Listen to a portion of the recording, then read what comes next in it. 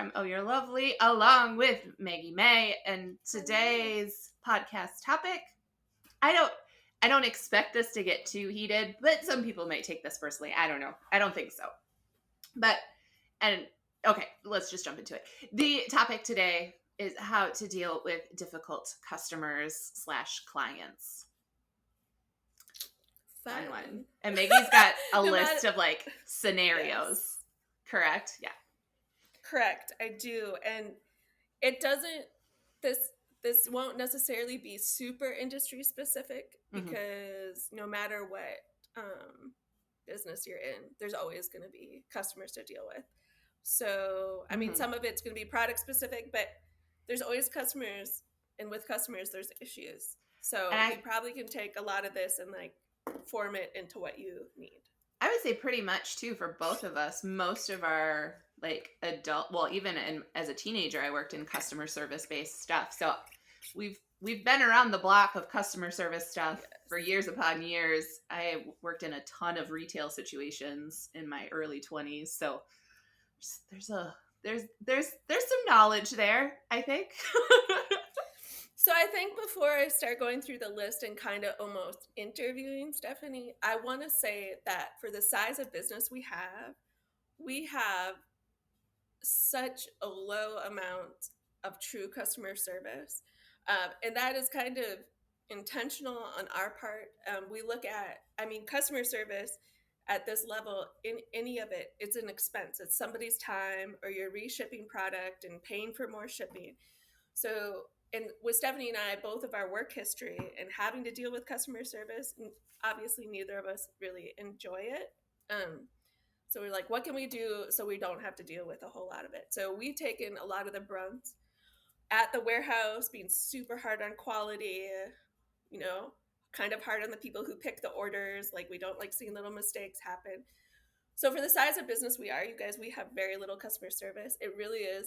Stephanie mainly deals with the retail customer service. I help a little bit, and then Maggie does the wholesale, but it's a fraction of our time. Yeah, I would say most of the customer service stuff I deal with is more product-based knowledge, answering questions, things like that, and not necessarily putting out fires or fixing something if we made a mistake. So, and we do. We're human. Like, we're not robots, so mistakes happen. But yeah, the amount of mistake type and walking through somebody with an issue, so to speak, is very, very far and few in between of my daily stuff that I have to do. Yeah. But issues do arise, especially when you've been doing it this long. So why don't we just run through some scenarios, and I'm sure it'll open up some discussion. Sure. So Steph, what do we generally do when somebody emails us and was like, tracking shows my order was delivered and I didn't get it? Or any kind of I didn't get my order. Yeah. So typically the first thing that we suggest, for the most part, we ship with two different companies. It's usually USPS and UPS. Typically then what we suggest is, first, there's a couple things you want to do. Sometimes it's somebody's different delivering and they'll deliver to a different door. Someone in your family grabbed it and didn't tell you. Sometimes they scan the tracking saying it's been delivered, but it actually doesn't get delivered for a day or two afterwards. So first, we kind of break down all of those different scenarios that could possibly happen. And for the most part, that normally fixes the issue. You just need to give it a little bit of time and just check with a couple people. If that doesn't resolve the problem, you can contact the shipping company directly, especially like if it was told is being held or something like that, you need to talk to them. There's nothing we can do in that situation. And then finally, if you've done everything you're supposed to do and the package is still not there, how do we word it? So there is an email. We already have a canned response, so to speak, so that we have everything in there that needs to be in there. But mail theft is a federal offense, and you can file a police report for that.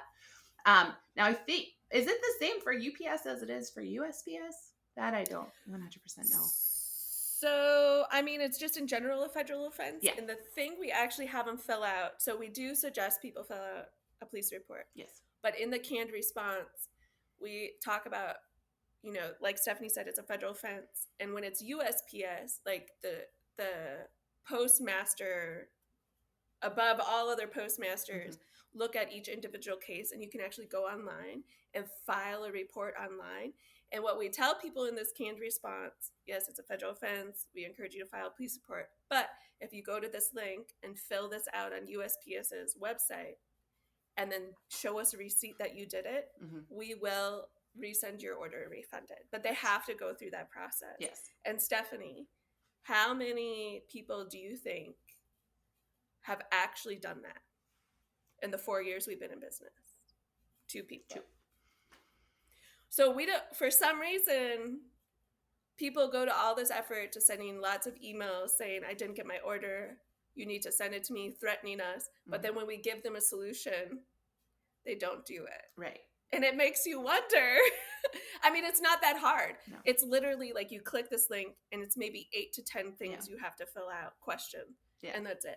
So why don't people do it? I have no fucking idea why don't people. Whoa, we're starting off hot real early in the podcast today. So we have that. There are some other forms that can be filled out depending on the shipping. I've filled out the forms for people as far as for missing packages as well, because you can fill out that form and go from there if there's been insurance. But the one thing to note with that is if you pick first class for your shipping, there's nothing we can do about that. There's no insurance that's based off of that. So keep that in mind too for any online purchases. If you're specifically going, I want it sent first class and not priority. Priority has insurance on it.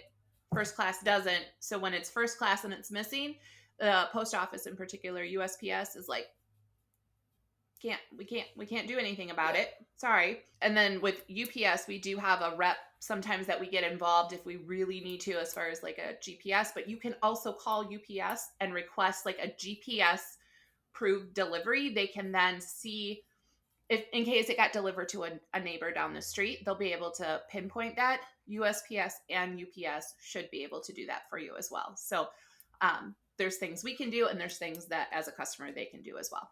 So there is that one. There's multiple things. Mail fraud is real. It happens. It is. Like Stephanie said, mistakes can happen. Your husband could have got the box, your kid. I mean, I know myself, this is only a one-time thing this happened. I ordered like this custom cup and it showed delivered and I didn't see it. And I told the woman and she was so nice. She made me another one. And then like 6 months later, I found the first one. And obviously I felt awful and I told her. But so accidents do happen, you guys. It does happen. But it was an accident. Accidents happen. But you can't ever know just through email like what actually happened. Right. We never assume somebody's lying to us, but if we get to the end point and we're willing to refund or reship their order and they won't take that last extra step to fill out the report, they don't deserve to get their order refunded or replaced. That's my opinion. Yeah. Why don't we move on? All right. So this one is a product specific thing, but I'm sure you could turn it into like anything. So one interesting email I would say we get a couple times a year. These flowers aren't made from wood. They're made from foam, cheap foam. So Stephanie, how do we like to deal with that one? I don't even know. I will tell you, hold on, Steph. I will tell you the last person that did this ended up apologizing to us. I'm like gonna cry because I'm laughing so hard about that one. The first time it happened, I'm just like, I don't know what to tell you, but they're not. Like, normally it's a little bit of product knowledge is basically what needs to be brought apart or brought down as far as in the communication of like, yes, they do feel like foam. It's amazing, right? That's very cool. But we promise you, they are wood. They're just a very soft, flexible type of wood. They take dye really well. And we can see how you might be confused that they could be foam, but we promise you they are not foam. And that's all there is to it. Like, I don't know what else to say. Don't we have a link to a blog we send that talks all about on where the flowers occasion come we from will, and yeah, because stuff. we have a all Yeah. you've ever needed to know about solo wood flowers, and it talks about the wood flowers. I know when I used to do shows, that was brought up a lot as far as when I was at a craft show. They were like, oh my gosh, these feel like foam. And it was almost a selling point to me when I was talking to people about them, telling them to feel them and touch them and how amazing is this. And it's like, isn't this the coolest texture? They almost feel like an actual petal of a flower. They feel kind of like a foam, but they're actually wood. So it's just about a little bit of product knowledge is needed. And trying to calm the person down I try really hard, and this is still something I am working on. I'm a lot better face to face talking with a customer or on a phone type thing. Via email, I come off a little bit more short and to the point because I do not want my words to be twisted in any way. As far as I'm just straight to the point, very I don't know, just short basically. And that's not my personality in general, but I don't want to get super wordy and then have it be like, oh, they're like condescending me or this or that. Like, I don't want any kind of weird tone to be taken out of context. So it's still a work in progress. I do think in general, if people are too wordy back to the customer, it can leave holes for like a misunderstanding about what's being said. Yeah. Also, or like if you, I don't know, it's the language of customer service is really tricky. There's definitely things say, don't say. Like, I don't want to come off cold, but I also don't want something that I say get twisted and meant in a different way than what I intended it for. So I'm like, yes, I'll be very straight. Right, to the point. Very much. Yes. Yeah. Which is not my personality. All right, how about this next one? This happens a few times a year. Okay. So it's not often, but it does happen. So customers like, my box came, it's damaged. Mm-hmm. They're using the flowers and they still want a refund. Yeah, those are fun. I just smile because it's like, where do these people think they're...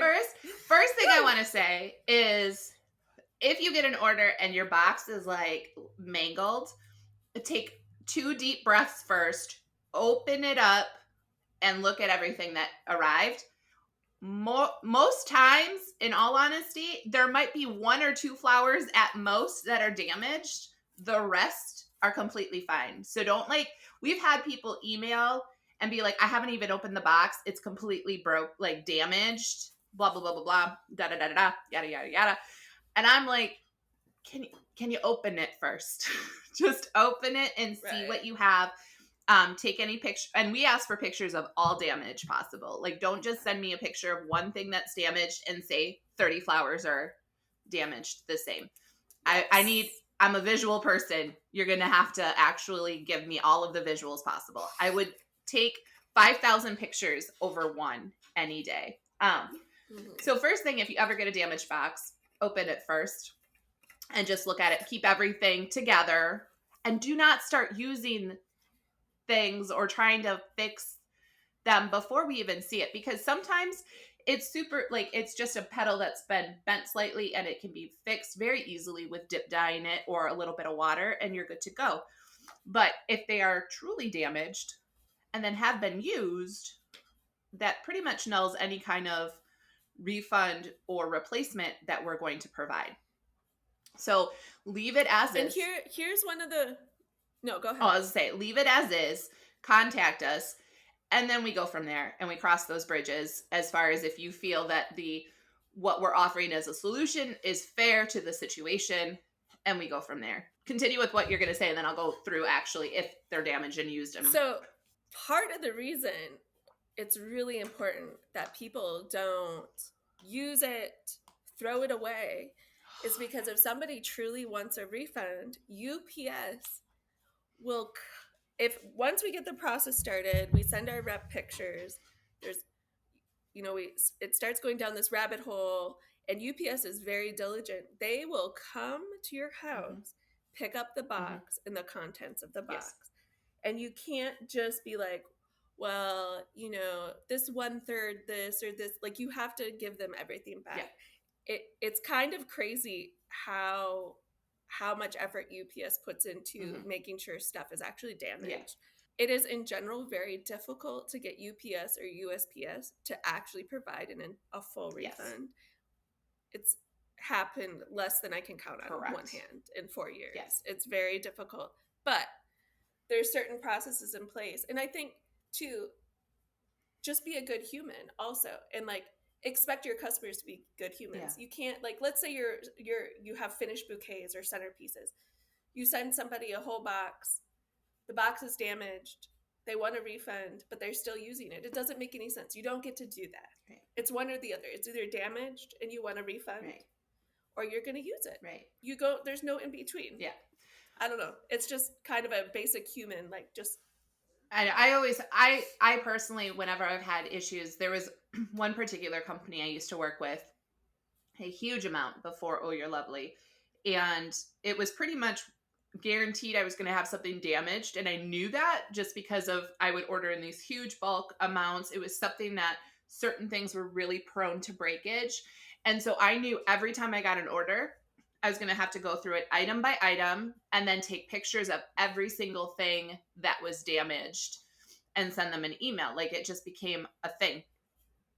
I personally, as now a business owner, like, we do everything we can to make sure that everything arrives as safe as possible, because again, the amount of times to have to replace something or refund something, that's money out of the business. That's time for our employees that are pulling stuff. That's money out of the business. Like, we do everything we can to make sure that those things don't happen.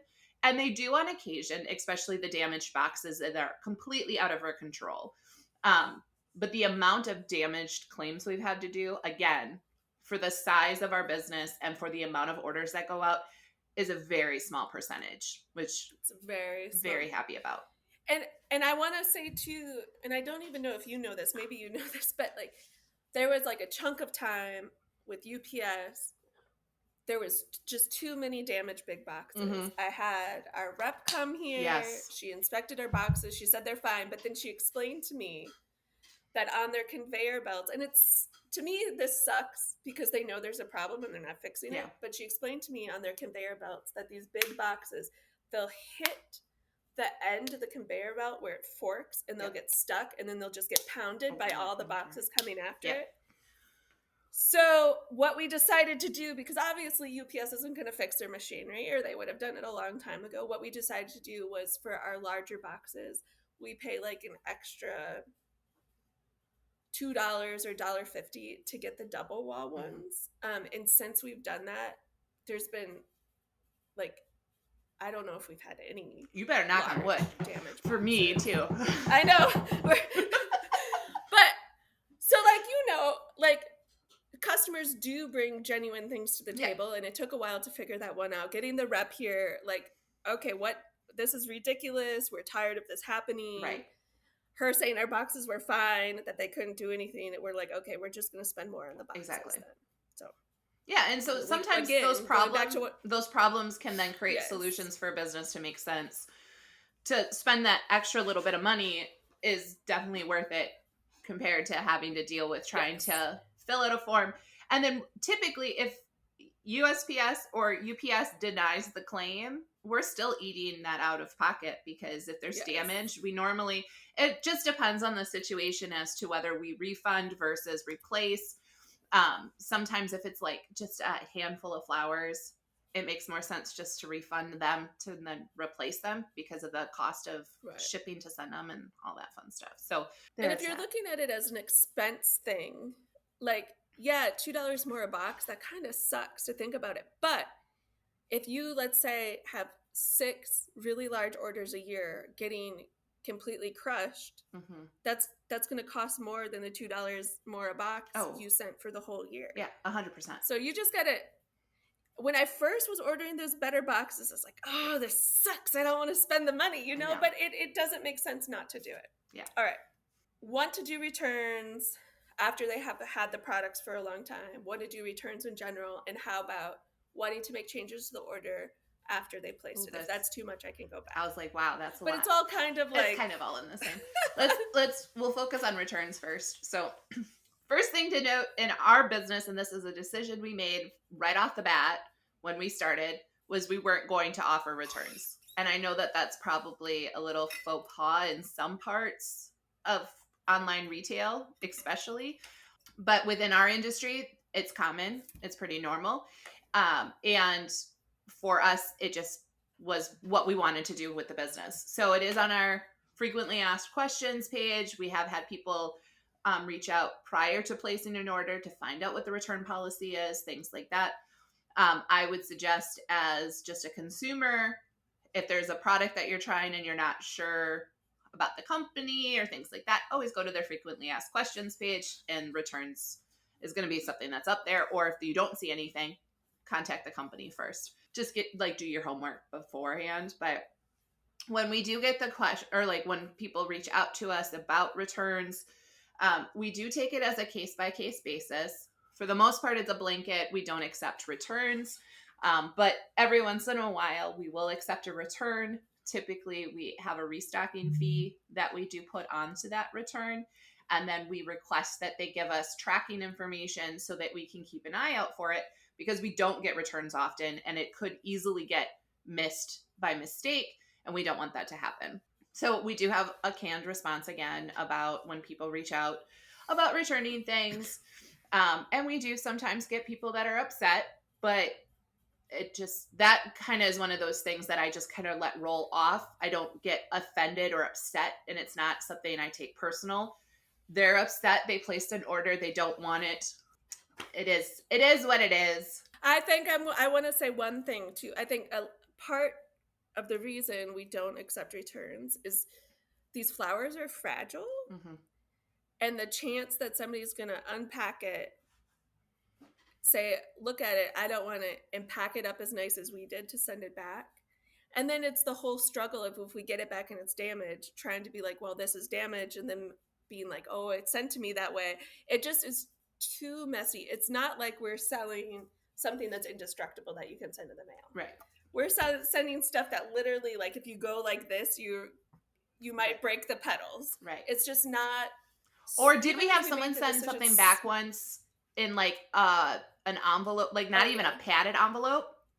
Yes. I've had that happen 2 or 3 times, where just like a regular, almost cellophane mailer, mm-hmm. they sent stuff, so no padding. So even if we made the decision solely based on that, that should be enough. They're fragile. We can't play back and forth in the mail. Right.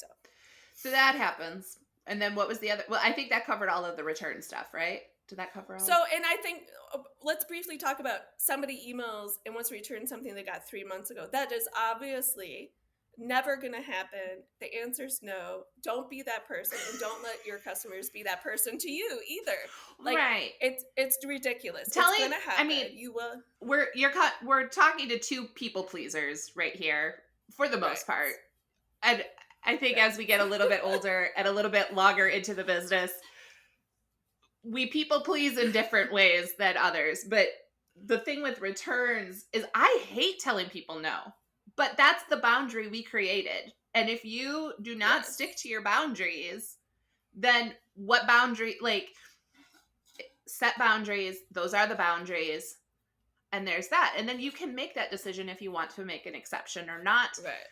I'm much more on the boundaries thing. The older I get, creating boundaries, consistently sticking by my boundaries, and it doesn't hurt so much to tell somebody no anymore. Yes. So the other thing, people wanting to make changes to their order after they place the order. I have lots of thoughts. So this is actually something that this probably happens more frequently than anything else that we've talked about so far. Which I understand, because people want to save on shipping and things like that. I get that. As a consumer, I'd be the same way. I don't know that I've ever emailed a company, though, and asked to combine orders. If I forgot something or I decided to order something else the next day. But so this was a weird thing that started, and I wasn't ready for it as far as a new customer service type thing when we first started out. And the thing about our company is a little bit different in that I'm in Wisconsin working on the customer service side of things from my home studio. Well, Maggie is in North Carolina shipping all of the product with our warehouse team. So, and Maggie pointed this out a little bit ago before we started the podcast, but people really want Amazon style kind of shipping. They want things fast. And we can accommodate that. We can ship things in a fairly fast manner, sometimes faster than others, depending on the time of the season. However, to do that, we cannot then offer to be able to combine orders or make changes on orders or take something out or put something in, etc., etc. That's not possible because of the fact of how quickly our warehouse team is shipping out orders or processing them. For me to try to get a hold of somebody fast enough in real time to have them, most of the time they've already pulled the order, you guys. They've already pulled it. And that's where... And it becomes this huge hassle. Yes. I wish people, and I'm going to interject here, I wish customers, and again, try to take this for what it would be in your business. But again, like she said, you want the fast shipping. There's multiple people out there in the warehouse working on orders right now. For us to find who has your packing slip, where in the process it is, or if it's been packed and then we got to pull it out. It's just... And then wade through hundreds of boxes to try to find your order before it gets picked up that day. It's not realistic, no. And it's too much to ask. There's a lot of chances for well, and I would hate to say, yes, I can do it, and then it's already shipped out, and then you're upset, right. Or there's a mistake that's made because right. It's just, there's too many complications that can happen. So we, again, have a canned response as far as something like that. And a lot of the time, in all honesty, by the time I get to the email, it's already shipped. Gone. So, and we don't allow cancellations. We don't allow, again, the additions to orders or combining of orders just because of how quickly everything is. I don't know. This might get taken the wrong way. I'm going to say something and it might get taken the wrong way, but we're all adults. If you place an order has been placed. You have made a commitment. And therefore to go, no, I take it back. I don't know. I have issues with it. I'm like, we all have buyer's remorse or whatever on occasion, but it's just part of life. And so I'm just like, I don't know. That might get taken wrong. I don't know. But that's just how I feel about the situation. No, I mean, and I try to think about, obviously we both shop online a lot. I've tried to think about, maybe cases where I've had to email, and the only time I can really remember was I ordered something for my daughter, something important, and I ordered the wrong size, and I immediately realized it, and then I emailed. Yeah. But of course, I've messed up orders, but I'm just like, oh, fuck, that happened. Exactly. And I move on. I don't write this whole letter about this, or you're not being fair. Like Steph said, we're adults. Just be respectful and expect your customers to be respectful as well. Right. And I guess too, I want to lightly touch, if you're a florist working with these flowers and you take on brides, this is part of the reason you should really get a deposit. Yes. Because it's real easy to be like, yeah, I want, 7 bridesmaids bouquets and this and this and that. And then they change their mind. I think we can talk. I would say we could talk a little bit about boundaries again, as far as setting up what you will and will not do. Having for bridal work in particular, you have a contract, what you will do and what you won't do.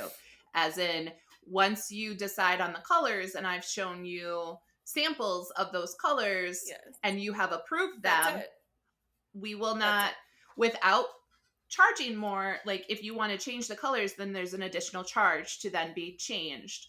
Things like that. If you have those boundaries already in place, expectations are made, communication is done, there shouldn't be as many customer service issues as possible. And that's where we have our frequently asked questions. Those are changing on a regular basis depending on if we start to notice, oh, this is happening a lot and we don't want that to happen anymore. We make a new decision of how we're going to set that boundary and then communicate it and going forward. So I think that's the same for any kind of customers. Like, what will you do? What Yes. won't you do in a situation? Yes. Stick to that. And stick to it. Yeah. Yep. And no, and Yeah. be aware, like, know why you're doing it. Like, we get asked on a daily basis if we make finished products. We don't. We won't. And we have a reason why. Never will. Our reason is we don't want to be in competition with many of our customers. And we explain that to people all the time. And once we explain that, they're like, oh, that makes sense. Okay.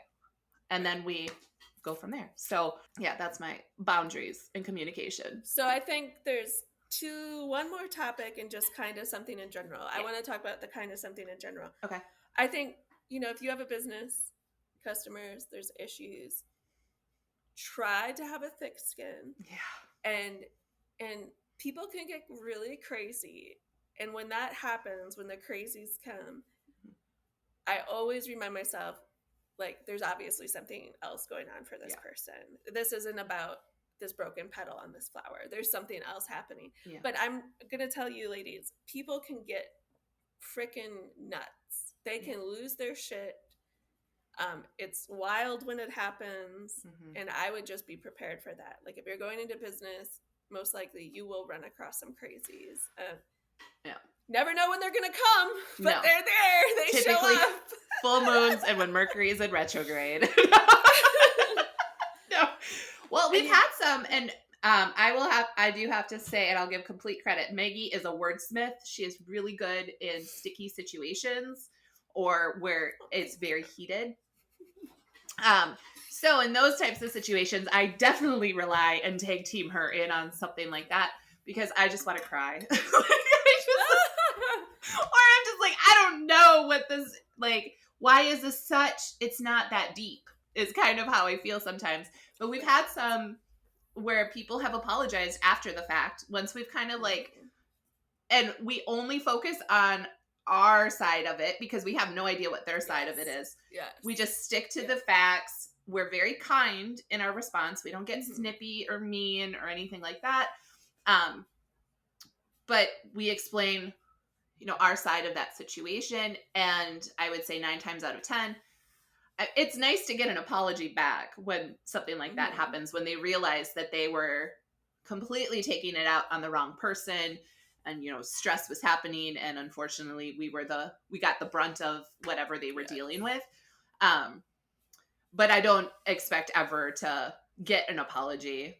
We just want to say our 2 cents and then walk away from it. And then it's done. We always want to make things right. Yeah. One more thing, and then there's still another thing after that. One thing, stuff we didn't talk about before this, is that there's always going to be those customers or clients who you go out of your way for, and then they want 100 times more than what you gave them. Yeah. And with that, you really got to be on your toes and be really careful, because those situations can turn really bad. And it's great to do what you can for your customers and make them happy. But ladies, I'm telling you, there are some people out there, they just will keep taking from you. Yeah. You give an inch, and they their want expectations, their expectations are going to go through the roof. And that is an unhealthy relationship all the way around. Yes. So just, if you think that's happening, really pay attention, maybe take some notes. And when they come back around again, watch what happens. But in those situations, more than anything else, you got to stick to your boundaries because it ends up pretty messy. Yes, they can. Okay. So this is kind of the saucy part, I would say, of so there are, I would say, probably always going to be horrible people out there. But over the last 4 years, we have had to deal with some people who will just trash talk us. Maybe they're not customers. Maybe they're a customer, ordered like one little thing, didn't like it, didn't approach us, didn't give us the opportunity to fix it. And they talk shit all over the internet. So I feel like we should talk about how we deal with that. I will say it is completely unfair for a person to do that without giving a company the opportunity to fix something. It's just the cattiest, most ridiculous, juvenile thing for a grown woman or man to do. It just makes no sense. Yep. Like, are you in middle school? Like, what planet are you on? Like, we are real people. You're real people. And to have somebody like just shit all over what you're doing, it's just dumb. Just give us an opportunity to fix it. Well, I would say half the time too. It's just they don't like us, so they want. And you don't have to like us. Not everybody's gonna like you, I know. and that's it's just. It is what it is. I mean, we're real people, and we're we have husbands and children, and like we're not just some robots. No, and we're doing the best we can. Ourselves. And we are. And I mean the amount the amount of issues we ever have had, and I've worked in a lot of customer service jobs. It's nowhere near the amount that could be happening as far as if we didn't already do the things that we did to make sure that we are giving the best experience for our customers possible. So Steph, what do we do when somebody has completely crossed the line? We've extended olive branches. They were cut off. They were not accepted. They were snipped in half, the olive branches. What do we do when we've done everything to connect with somebody who's like that, and it doesn't work? What do we do? We talk to each other about it. No, I don't. We fire them. We fire them. Yeah, that's exactly what we do. We fire them. I think there's only been one, right? Well, there was once. Why do we always wait till the end to talk about the saucy stuff?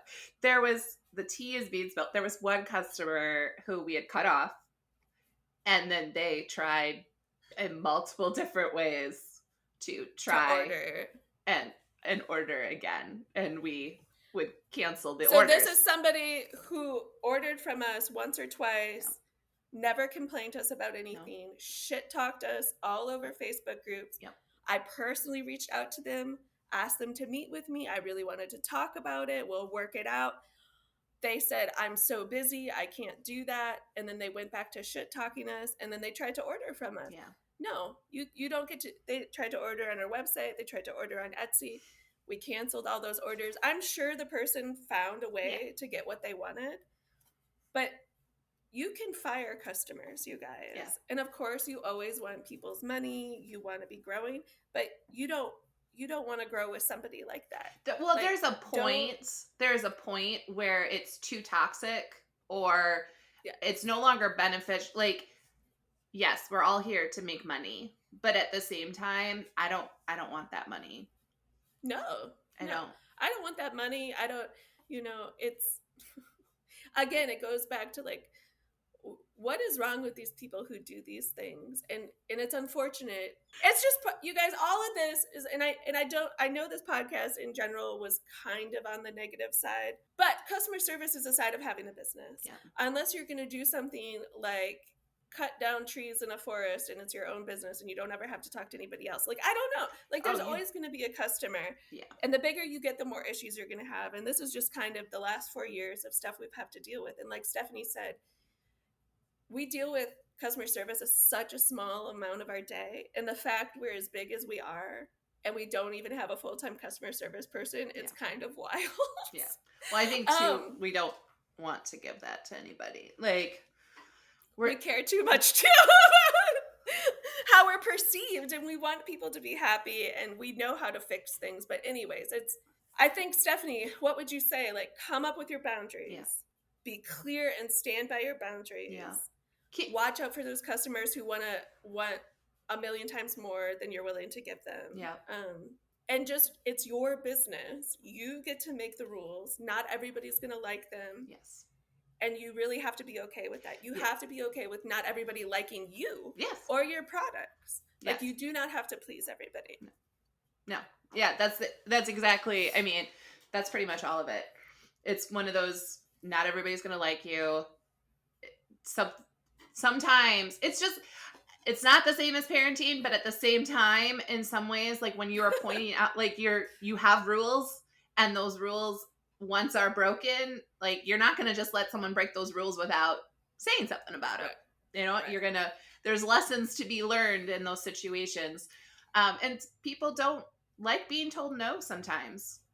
And there's two sides to every story. I always remind myself too that like Maggie was saying earlier in this podcast, that people have things going on in their lives, and sometimes you're not privy to that information, but they're unfortunately taking it out on somebody else just because they're in a situation where they feel they have no control, and that's the only place that they have control is to send out that email in the way that they did it, or they got a response and they didn't appreciate the way that it was going, what have you. So I give people a lot of grace in those situations. When it's a really heated thing, I think we talked about this in a different podcast. I give myself like a little bit of time to respond. We're usually pretty quick to respond to emails. We try to respond within 24 hours during business days.